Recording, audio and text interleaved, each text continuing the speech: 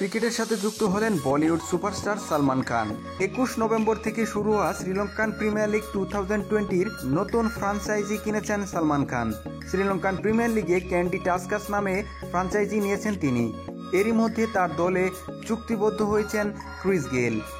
এছাড়াও দলে রয়েছে বিদেশি তারকাদের মধ্যে রয়েছে ওয়াহাব রিয়াজ, লিয়াম প্লাঙ্কেট ও নাবিলুল হক। আর শ্রীলঙ্কান তারকাদের মধ্যে রয়েছে কুশাল পেরেরা, কুশাল মেন্ডিস, নোয়ান প্রদীপদের নিয়ে শক্তিশালী দল করেছেন সালমান খান। এবারের শ্রীলঙ্কান প্রিমিয়ার লিগে ক্যান্ডি টাস্কার্স নামের যে দলটি থাকবে তার মালিক হচ্ছেন সালমান খান।